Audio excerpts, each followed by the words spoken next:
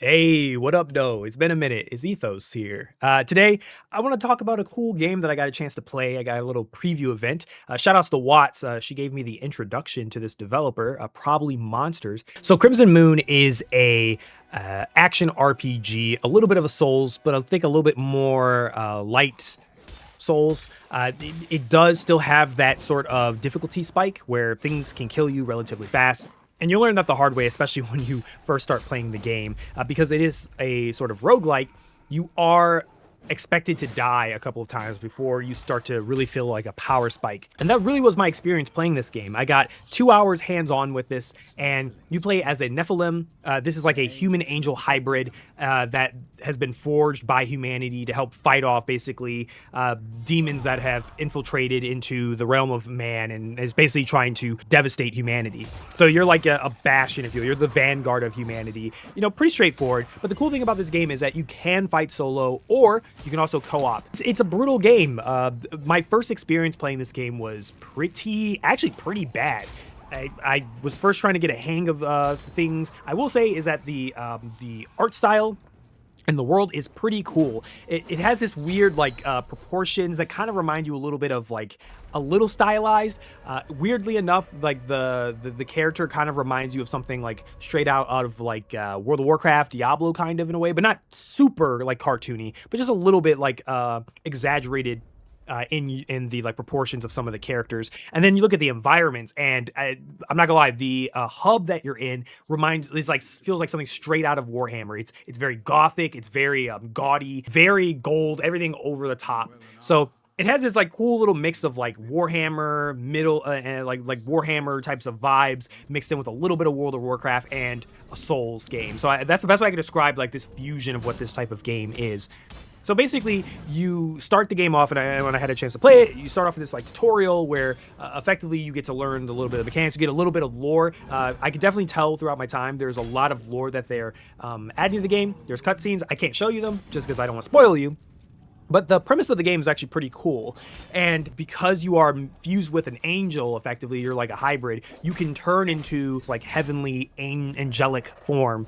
And you get this like small window where you just basically become not fully invulnerable, but you basically become super empowered, and you can do like a lot of damage, and also it's harder for enemies to kill you. So it's like a really good like over-the-top flourish with the game that I think is pretty cool. And then also similar to Sekiro, there's also a sort of like similar death mechanic where when you die, you actually come back. So when you're on a run, even if you die a couple times, it doesn't end your run. You get, I can't remember the exact number, but you do in fact get a multitude of lives. I didn't really see anything in my run where like you can gain those lives back once you've used them. I think it was somewhere between, it felt like something between like 4 or 5 or 6 lives you get.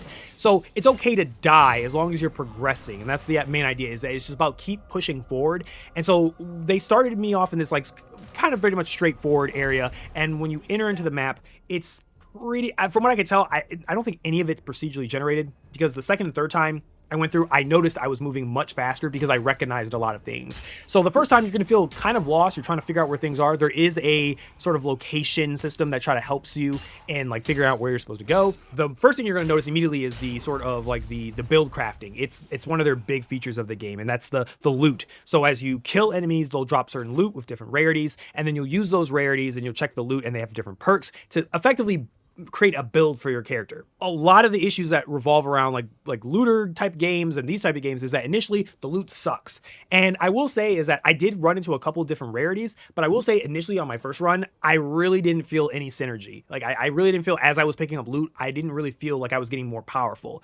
But, however, I will say once I died the first time, frustratingly, by the way, when I did die the first time and then I went back to the base, you do get permanent power. So just like a roguelike, even though you lose your temporary power, you do gain back this permanent power that then allows you to start your new run with whether it's like better weapons to start off or better stats in general, and then you can level them up. And there's different stores and lore characters in this hub that you can talk to, and they're going to basically guide you and give you quests that then you're going to go out into this play space, and you're going to try to like, you know, discover more of the world. And eventually, as you go further and further, you'll reach like a gate, and then at that gate, you'll discover like 3 potential big upgrades. So this will be like power spikes for your character. And from my experience in the first level, you kind of go through like 2 to 3 gates, and then you reach the boss, which is the warden. Unfortunately, I ran out of time and I didn't get time to beat him. I might be a little bit washed. I'm pretty sure Watts or some other people have probably beat this guy and they got footage of it. I don't, but I do have a little bit of footage of when I was playing him. Unfortunately, by the time I got to the warden, I was already pretty tired out. I used a lot of my resources to get to him. All these things create this really interesting game where you're able to upgrade your character in a sort of like Diablo-like setting, but you're doing it in temporary forms. But on top of that, as you're doing that, you're actually getting permanent power, which helps you decide how you're going to be doing your build crafting. Sometimes I feel like there's a little bit of a push of that because you're trying to do build crafting, but at the same time, since you're restarting, if you die, you're kind of losing your build and then starting over again. But it did look like, and I did notice in the game, there are mechanics that allow some of that build crafting fundamental, like the foundations of your build, get to retain as you go through a new build. So if you like something a lot, you could try to hunt it down and keep those same mechanics and items and base level like triggers, if you will, that then help you move deeper and deeper. So overall, my experience was pretty interesting. Like I said, the first, I'm not gonna lie, the first run, I was not feeling it at all.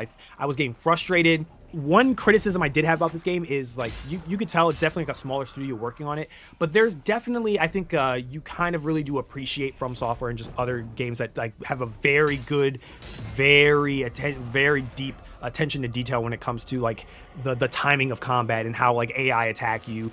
Because there are moments in this game that I did experience where like there are certain animations and attacks, especially from like some of the bigger like mini bosses, not even mini bosses, but more like brutes that are in the game that feel kind of unfairish. Like the attack happens with like barely any wind up, and the attack actually has like such a strong magnetism and also like distance that they just jump to, that you really don't get a lot of time to react to it. The parry is solid, but I don't think it's like really like incredible as well. Like my experience playing the parry was like, it was honestly better that I just straight up blocked. And to be fair, this is only with 2 hours of experience with the game, and I'm sure as I played more, I would get the timing down better. But in the 2 hours I had it, I was kind of like, I'd rather just prefer blocking and taking like little chips of damage. The block is perfectly usable and fine, than trying to like parry and then you mess up and you lose a bigger chunk of your health. When you think of those type of things in general, like they start to add up, right? And then once they add up to a point where you get frustrated, and that's kind of like where I was at when I died the first time. When I entered into the world again to fight again, I did notice there was a power increase. Like I did feel like not only was my knowledge better because I knew where I was doing, I was kind of used to the enemy types that I had seen. So things that the first time I saw them, I was scared to engage with. Now I was like a little bit more comfortable. It still was a little bit of a struggle even on the second time, but I will say by the time I got to the end of the run for my second run, where I still did die, but I got much farther. And I felt way more confident. So that was the time where I think it finally clicked for me. I felt really confident moving into the third run for the level, and I was able to get all the way to the warden. So that showed me at that time that I was like, okay, good. I did in fact feel the progression and the power scaling of this game actually working in real time. I got to experience it like really in like a 2-hour window, which I thought was really cool.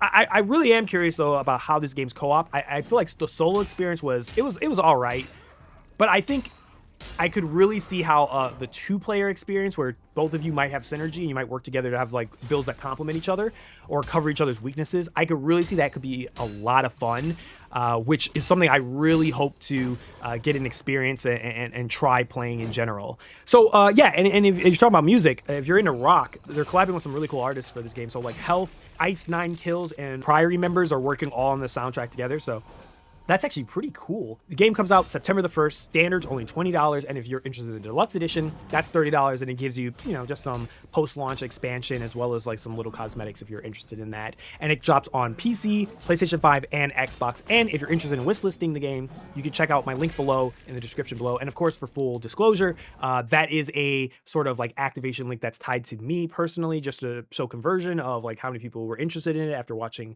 my content. So if you want to support me, and also you find this interesting, check it out. Also, check out GI Podcast. We'll be talking about it this upcoming week. So it'll be really cool to see me and Watts kind of compare and share notes, because we had a little bit of a discussion after we had finished, but outside of that, I haven't had a chance to see what she said, and which I think she's going to do it on her stream. So yeah, if you want to support a smaller studio and the style is something that you're into and the gameplay looks really fascinating, even though my gameplay isn't the best, but if it's if it's something that you're rocking with, check it out and link below. All right, guys. Thanks for stopping by. I know I only show up once in a Crimson Moon. Okay, yeah, that was lame. Anyways, I'm out. All right, I'll see y'all later. I'll upload something. I don't know, sometime in the future. And yeah, I'm out. Peace out, everybody.